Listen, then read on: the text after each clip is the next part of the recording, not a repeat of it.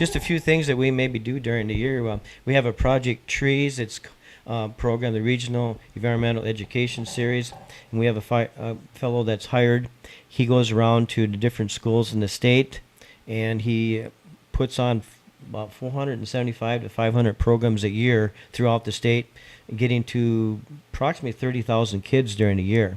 And so he does a good job with that, and we're probably in the 15th year of doing that. So, and I think it's more than that already, isn't it? it could be. I think it's over 20 years from what I've seen in the Okay, records. so he's been around a long time, and it gets to a lot of kids. And some of these kids that has been teaching, they graduate from high school and go on to college, and they're now in conservation or NRCS. So it's kind of neat.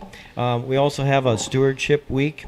It's the last week of April, first week of May, where we provide stewardship material to all the churches in the community.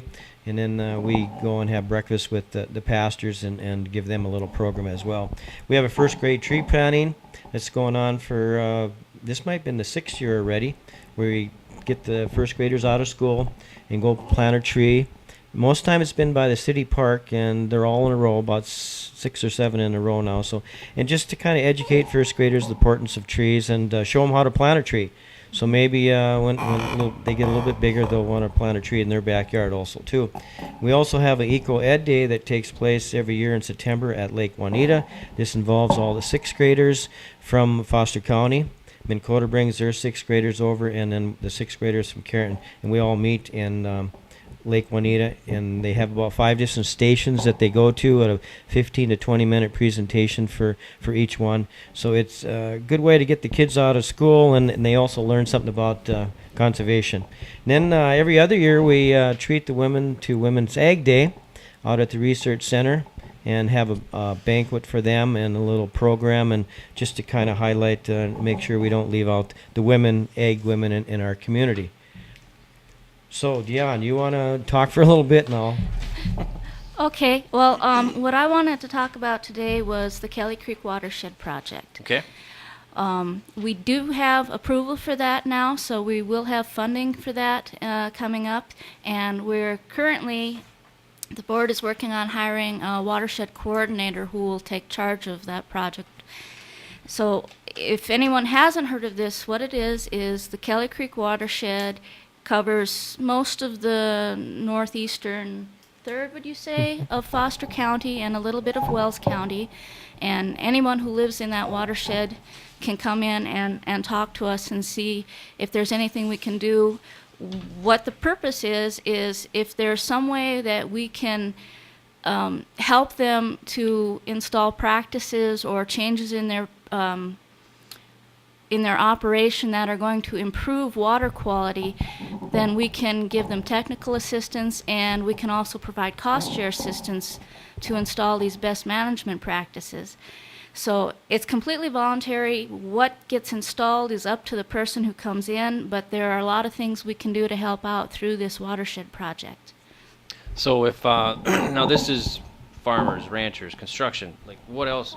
That's the type of It's mostly for agricultural producers, Okay. but there are other possibilities. Say if somebody has their home septic is leaking and causing pollution in the creek, they can come in and see if we can help them out with that. That's one thing that the Okay. watershed project might be able to help with. Okay. All right. Perfect. So if you need help with that, let's see. Who do they contact and that kind of thing? You would want to come in to the Soil Conservation District, and like I said, we're in the process of hiring a watershed coordinator. Until then, you would probably want to talk to me. And this is going to be administered by Foster County Soil Conservation District, so it'll go through the board if there's something they want to work on. And I should also point out that there are some things that we can do that the watershed can do that you cannot do through EQIP, and then there's also might be possible to work through both programs, EQIP or some other NRCS program, along with the watershed project, and that way we can get more done, kind of make the money go further is what we're hoping to do. Okay. Now, one of the ways, just for example, is maybe installing some rural water for like agriculture areas and stuff. I was talking to my parents yesterday. They were up from Gackle, and my dad was trying to get some rural water installed on his farm. So that's a good practice maybe to help some watershed in that watershed area In some too. cases, yes, that would be an option, and it would probably be something that they could cost share if that was considered to be one of the things that would help with the water quality situation. Yes. Okay, sounds good. Any other ways that maybe they can help? Maybe get rid of that water, that polluting, the groundwater and that kind of stuff? This is going to apply to both crop operations and livestock operations. Anything that's going to decrease the amount of polluted runoff into the creek is something that they really want to look at. Okay. And there's going to be, as I said, both technical and cost share assistance available. So if there's any way that you think we can help out, please come in and talk to us. All right, sounds good. Yeah, there's a page and a half of practices, so you'd have to almost look over it and see what would fit your practice the best. And then it's a 60-40 cost share through, right. And it's a state health department 319 project. So 60% cost share, that's just not too bad. And That's some of the pretty work good. you maybe could do yourself too. And it's maybe more trained toward the livestock producer and best management practices as far as manure runoff and things like that. That's where most of the bigger ones are going to be, but it's also available to help with crops. There are things like help with cover crops and that sort of thing as well. And that leads us to Kurt. You're going to be talking about some cover crops, correct? Yeah, it's kind of maybe a new concept for this area. Burley County is one that really got going on this. They're probably in their 5th, 6th, 7th year over it. And now with the season is a little bit earlier this year, the crop's going to come off. I'm assuming I heard yesterday that there's some barley even coming down yesterday. So the crop is going to come off early. So if you get your crop off, with these cover crops, you go seed into the crop after it's off. And they're talking like radishes and turnips and lentils and field peas and things like that. You'd seed right into your stubble. And these cover crops take up the nutrients and then release it back into the soil. Like a radish, when it decomposes, calcium is left on top of the soil. And then also a radish, if you have a hard pan, radish root will go down 32 inches. There's not too many plants that will go down that far, and it'll bust up a hard plant. And when it decays, it kind of leaves a hole all the way down. So it maybe helps for infiltration of the water too. And they compete good with the weeds as long as it's started out with good, clean ground that isn't weedy to start out with, and you seed it. It will compete really well with the weeds. And now the first part of August and the end of July would be a perfect time to be seeding cover crops.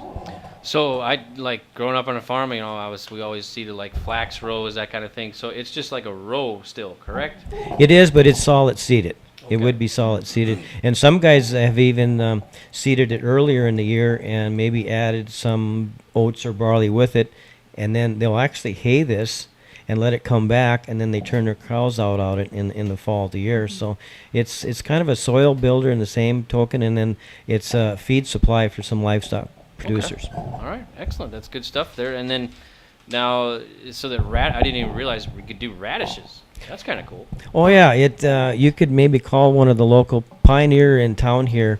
I have a mixture that they mixed up for me last year, and whatever mixture you want, you just tell them, and then they'll put it in a 50-pound bag, and the way you go, and you can seed it with your air seeder, and it works pretty good. The earlier, the better. He's not talking about the little red garden radishes. Oh, okay. He's talking about big, deep-rooted things. So that you can't eat them. Well, you can. can? I'm Okay. told some of them taste pretty good, All but right. they're not the little ones you're thinking of, So it's- probably. it's- Yeah, a big one. I don't think you'd want to eat the 3-foot long one. That might be a little bit. Yeah, that might be a little difficult. You'd have to cut it up or something. Yeah. All right, so let's see. What else do we got this morning? Anything else we want to talk? We're talking dirt this morning, so we got to... Is that Well, it? I guess that was the main thing. Again, Kurt was talking about the things that the district does, and as he said, if anyone is interested, please let us know, because we're always in need of people who are interested in helping out, and I think it's a wonderful organization, and of course it is, these are elected positions, at least 3 of them are, so it is a matter of public participation. All right, sounds good. Kurt, anything you want to add this morning?